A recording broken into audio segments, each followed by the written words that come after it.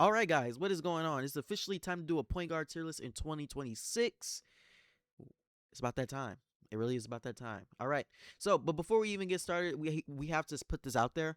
So, some people were confused about the about them buying the All-Star pass and how they think that Anpan was going to be on it. They were even asking like, "Yo, when will Anpan be on?" and stuff like that. You have to remember if you're reading the fine print of the pass, which obviously reading is not a thing in the community, even though reading is fundamental. It does say limited time characters and collab characters are excluded from the pass.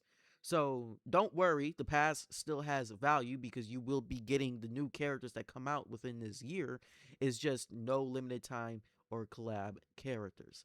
So that's the biggest thing that always has to be mentioned. So be sure to remember that next time when they, after another decade, they release another collab character. Who knows? Who knows how long this game be up? But it is what it is. So let's go ahead and get started. Some characters we talk about, some don't, and their rankings says it all. And one of those characters that we just don't really talk about is Ginger. She's trash. There's nothing else to really be said. Even with this whole floater buff, it just doesn't really matter in the end. Not that good. Just not that good, right? At number 11 is going to be Little Fox. Yeah, so three reasons why Little Fox is officially the worst point guard now. Let's start with the obvious one. Blind D has been nerfed alongside with fingertip block, dash steal, and dash intercept. Right? This was since last year in 2025 when we received one of the biggest balance patches in the game that a lot of people were, crying for, praying for to happen. And even though that was like the biggest W for the community, I think a lot of people did forget that some of these skills do take effect and be a part of somebody's kit because, these are one of the biggest skills in the game. And Little Fox has one of those biggest skills in the game, which is Blind D. So not only we're basically just killed off a character, um, but he comes with a trash P6 and now an official trash P7, and the fact that Clara exists. And when Clara had launched, the gap between them was so big, like this big, right? Like you would have thought, like just kind of depend on reading Clara's kit during the time of doing certain things of actions that I was doing and stuff like that. If you know, you know. But the gap between them was like so huge because of Clara's passive, the fact that she had blind D, the fact that she had dash steal, right? Like Clara was just a way better version of Little Fox, and then even after Clara getting her nerf of dash steal and blind D, she's still way better. Like she's still really good. So at the end, bro, Little Fox is just not it anymore. He's trash, right? Like he's officially Garbo. So sorry to Little Fox mains, but it was bound to happen in the direction that he was heading towards, especially when you're talking about the release of Clara, especially when you're talking about the nerf that we had last year, and especially when you're looking at his P7 now. These are the main factors of Little Fox just not being good. At number 10, we are going Mika. There's nothing really to say about Mika. Mika had her shining moment when she got her P6, and then obviously went with her P7 alongside Ayla within the point guard play week. So at the end of the day, Mika is just not really fitting, people's quotas when it comes to running point guards and how competitive point guard the position itself is right now. Um, or how it's been over the last couple of months. So at like it's not that crazy to see her so low. These three are just not good overall. So yeah. At number 9, we are going Cindy. Now, even though Cindy is pretty much somewhat in the same boat as these three, but Cindy does have shot impediment with her blind D. She does have quick jumper. She does have a solid P7 skill tree, and she does have overhead intercept. And what's going on right now within the recent what's going on right now with the recent balance patch buff, the way offense have been improved and imped hasn't really been touched. There has been a lot of shots being taken. And Cindy's one of those characters that people are kind of looking at, which is good, right? Like I want to see more of it.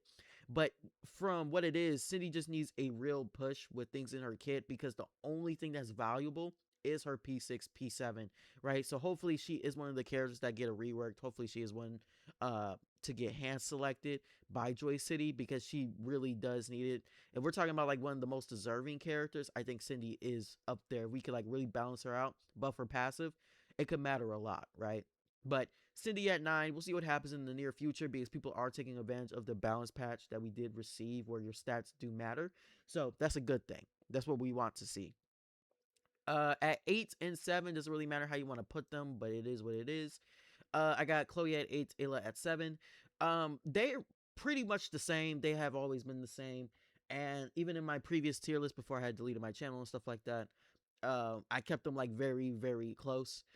Because of the fact, just of them being the same and just how gameplay was. And now they're still the same, sitting at 8 and 7. I'm pretty sure I had them at like, what was it before?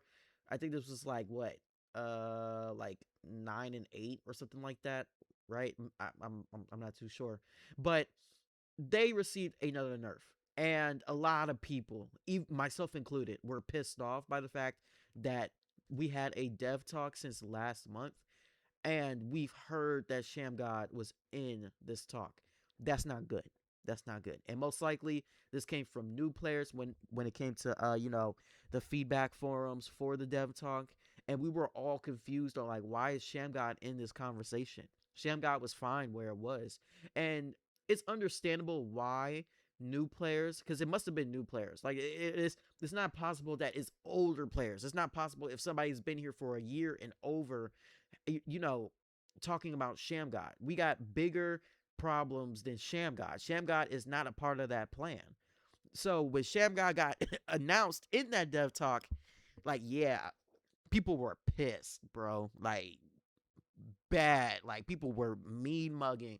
Was trying to figure out, like, yo, who are the people who said Sham God needs another nerf? Because if you were there when these two came out, like officially, like when Chloe released, and then Ayla was obviously Ayla came out before Chloe, but like when Chloe released, right? Like nobody was using Pedro because it was like, yo, I got an offensive character with Shadow Steel, right? Same thing with Ayla in some circumstances, and then you're also talking about during the time of Sham God. Sham God was so broken back then, so broken back then, to the point where they had it tied to their stamina. They couldn't break you in certain animations, especially when you're running 3-point distance, because they could do it so easily. It was a huge, huge spam fest at the end of the day because they could break you when you're away from their cone or when you're inside of their cone. And that wasn't good at all. But guess what? Once they nerfed it, then all of us were saying Sham God ain't really shit because they balanced it out perfectly. They had it in a really nice spot. So the fact that they received another nerf, which is like just really tying down to their stamina again, I don't know how big this nerf is going to be.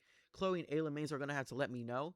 But at the same time, that's not good, bro. Like, that's not good. Like, you got, like again, I understand it because, you have players who find it, frustrating or flustered about certain things. And, Sham God is probably one of them. Like, that's not my issue. My issue is that you're complaining and you didn't take the time to learn. You didn't give yourself the chance to really go up against this skill and be one of those people where you just say Sham God ain't shit. Right? Because if you go ask somebody on Discord, if you go post it on Reddit, dog, there's gonna be a lot of us that says, "What is you talking about?" That's the problem. So new players right now, from what we can tell based off this whole recent nerf, nobody is willing to take the time to learn. Nobody is willing to take the time to learn. But here's the thing though, if you still end up getting cooked by Sham God, even with this nerf again, what does that tell you? It says a lot about you. So again, we have bigger and better problems, bro. Bigger and better problems. But we will see what happens with these two characters. At number 6, we are going Pedro. The only reason why Pedro is just out of the top 5, and I think a lot of people would agree with this, is because Pedro becomes like really, really good. He is a must P6, P7 to be that good. right? He's still good, right? But like in the terms of how people were talking about him, like before he caught his nerf, they made it seem like this dude was God, right? But the P6 P7 does get him back to that same, um, same area, but just not to the full extent of the experience that he brung before he got nerfed. So that matters a lot. Pedro is still good, of course. He's still one of the better point guards in the game, but at the same time, though, for a character that has to demand that much to, P6, P7 just to get back to where he was originally, that's the big case. And not only that, too, Pedro is really falling off on the radar when it comes to the gameplay itself or when it comes to players. And that matters as much as well. So, Pedro, again, still good, hovering around the top 5, but it is what it is, okay? At number 5, we are going Helena. Not much to really say about Helena. Helena is a skill gap character, patience, timing, all the good stuff, right? In a world where skills matter a lot, obviously, like when you're looking at all these characters, skills does matter a lot, passes does matter a lot, stuff like that. And Helena really being on par with said ideas when it comes to skills, right? That already says enough. But Helena is in the same boat as Pedro when it comes to not really being on somebody's radar. Not saying Helena isn't good, because Helena is always good. I'm out, you know what I mean? Like I'm always a little bit towards. Sorry, I'm sorry, going a little bit too fast. I am a little biased towards Helena, when it comes to certain scenarios. But Helena is good. Like she is a good character, right? So if you do end up using Helena or whatever the case may be, you kind of understand, or from the things that you see, you do understand what's being talked about when we're speaking on Helena. And now we get to the new character, Anpan. She's 4. Now, the biggest problem with Anpan, because the criticism is there, is the fact that everything that she does has to come in a form of dribbling, right? Which of course that is what is some with some of these characters. When you're talking about Dash, when you're talking about Sham God, when you're talking about other forms of dribbling like with Ox and Joey and Yuna and Ren, the way Jenna is and stuff like that, right? But for her, it's the fact that it's just a 2.0 of Carolina, and that's the huge turnoff for a really lot of people, and it's valid. It is valid. Um, but here's the thing, though. Over time, as I continue to play with her and put some hours in, I've noticed I don't get the same feeling as if it was Carolina. And even with Carolina, with her good P6 P7 skill and skill tree, it's just like it doesn't match the same, because there's a little bit more value with Anpan than there is with Carolina. And I'm saying this because if you're looking at her additions, which I'm going to call them, right? I'm not going to say like the biggest impact that she has with these certain things. Like no. We're not going to do that. So this is what I'm going to show. We're going to go in game. But Anpan, when it comes to her passive, when it comes to dash intercept, when it comes to her having like really nice stats to work with, and building her is pretty easy and recognizable as well. But the biggest thing of them all is the passive. It is the passive, because what the passive does is not only a form of like free to play friendly in a manner, which I do like, by the way. That is something I do consider when talking about characters, but is also the fact that it's similar to other characters, right? When you're talking about Yuna as an example, gaining different buffs, and what the hell? Oh yeah, I forgot I did crash when I was playing. Um, when you're talking about certain characters and what they do, right? Like Yuna as an example, when it comes to her buffs, when you're talking about Ox Queen, when it comes to her in distance. Same thing with what's her face? Well, I said what's her face? Same thing with Kim, right? Like in Ren too as well, right? Like getting 5+ success rate for all of her shots. That includes floater, that includes pull up jumper, that includes quick jumper if you chose quick jumper, right? That includes a lot as well. And you can get this up twice. Now the thing is though, this is I don't know if this is working properly or not, because people have talked about it is easy to steal off this character. So, with dash steal, even regular steal, you are talking about shadow steal as well. So, kind of got to see what happens in the near future. Maybe they have to buff it, but getting +5 on top of your build, that's good. And then getting another +5, which also includes the fact that the gauge reaches 100% really quickly, right? I was thinking like you probably won't see this until like up to a minute in a match, if that's the first or second half. That's not the case. You could probably get this like within 20 to 30 seconds. And that just depends on, your actions in game, what your team doing, right? So it's this is awesome. 5% right here. She's getting 100 centimeters with her floater fake. And when you're thinking about these two, this is 10% in total, right? So imagine you're building her and you say, yo, I got a mid-range build. Look at this, bro. Look at my build currently. This is what I'm rocking right now. Right now. I got lucky with these two. I'm still looking for something better. But this is what I'm rocking right now. And then when you're going back and you're checking out the attributes, I'm at 74.5% of mid-range shot success rate. And you keep it in the back of your head and you're thinking like, yo, don't I get 10% more? That's 84.5%. And then even when you go back to the passive and you're thinking about, oh, this is on a 50-second cooldown, you get this most likely twice, right? Like this is meant to get twice in game, right? You're not going to get it the third time because you're only talking about 3 minutes. But getting this twice is possible. So this is basically always staying up in some form. This is always staying up because of how fast the gauge will fill. And you're talking about building her in a certain area that really complements your build and just gaining more. Like, bro, 74.5 mid-range shot success rate is not needed. It's not. You can like mid 60s at best is what's good, but it's not needed, right? And this does help with 3-point shots. Well, sorry, 3-point builds as well. So you could really be taking advantage of her passive, and her passive is the biggest part of her kit.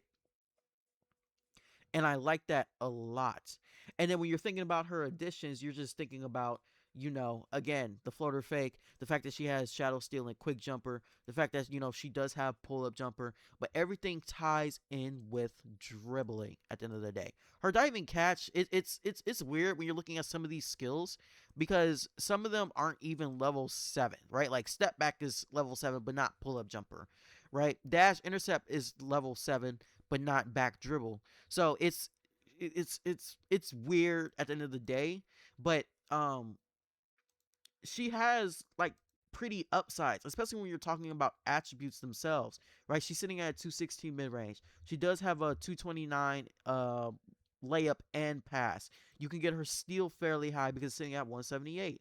Her jump shot block could be there as well. She does have the stats and stamina, speed and stamina to, be one of the fastest carries on the court as well, right? Like she has the things of what a point guard has, but not only the downside of, the main focal point of her kit is dribbling, it's also the fact that point guard is just too competitive at the end of the day. And that's another negative reason to look at because, she doesn't make you switch off of anyone. Right? So she's more of a character that if you aren't already running point guard, then you're not going to switch. Right? Like nobody's going to say like, oh, I'm going from Kaji to Anpan. Nobody's going to say that, right? Clara to Anpan. Nobody's going to say that. Janessa to Anpan. Nobody's going to say that. You can say the same cases for some scenarios for like Chloe and Ayla, right? You can say the same thing for Helena and Pedro, right? Like you can say the same thing for some of these characters, but she fits what you could probably be seeking if you don't main point guard. And from how I'm playing her and how I'm trying to continue to play her, and the benefits that I am receiving when playing her, she feels balanced. I won't say well balanced, or I won't say well rounded in some cases, but she feels like a balanced point guard with what she offers, even though, again, the main focus in her kit is dribbling, and a lot of what she does is from dribbling. Even her passes, when you're talking about stealing and they try to go for a steal and she shifts to the left or right so that she dodges the steal, right? Like, even that's a form of dribbling. So it's weird to really have her this high, but she like she meets some form of a standard when we're talking about some of these characters, right? Like, just passive alone, she meets the quota for 3 on 3. So the valid, like, look, the criticism, it's valid, and you could argue of like just changing this up, but I think it just makes the most sense to have her close to the top 3. I probably wouldn't have her at the top 3. I would probably just have her scratching the surface, but her being at 4, that, like, bro, like, even with like the biggest downsides of her, it just says a little bit too much. Now, would I recommend you being Anpan? No, because again, if you was already maining point guard, there's no real reason to play Anpan. She doesn't really give you any form of a change that'll make you switch, unless you're somebody who doesn't main point guard. I do not main point guard, and I like Anpan. Like, I like her a lot, right? I like what she offers, even when it comes to the form of dribbling, right? I don't get the same flustered or frustration as if it was Carolina, right? Like, it's there. Like, it's just there and how it's being viewed at the moment. So hopefully people do get what I mean when talking about this character. All right. And honestly, let's just go ahead and wrap this up. Clara is at 3, Kaji is at 2, and obviously Janessa is at 1. There's always obviously going to be an argument about Kaji being at 1, Janessa at 2, but I think Janessa's just the better overall point guard, while Kaji is more of the intimidation when it comes to playing the specific role that he has. But yeah, this is pretty much the list, bro. Um, Again, just Anpan being where she is right now, um, says a lot. But I also do want to throw this out there too. I don't think Anpan is here for the long run. I think she's here for the short term. I think you're also rarely going to see her because, of course, it's hot right now because it's a brand new character, right? People are going to test out the character, but not a lot of people are high on Anpan the same way I am, and that's valid. Again, like, that's valid, right? Like, I like, it's noticeable. Like, nobody can disagree with what people are saying, right? But I got to bring the argument in there about some of the things that she is able to do, that she can do. How she just touch on certain areas nicely, right? That matters a lot as well. So for Ampan, kudos, congrats.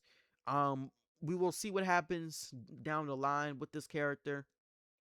But this is the list. Let me know what you guys think. Be sure to sub to the channel, like the video as well. We are coming back with a lot more stuff. I also have, interview planned as well with somebody who actually works in Joy City. So kudos to me. I know, right? Right. So yeah, we are out. Peace.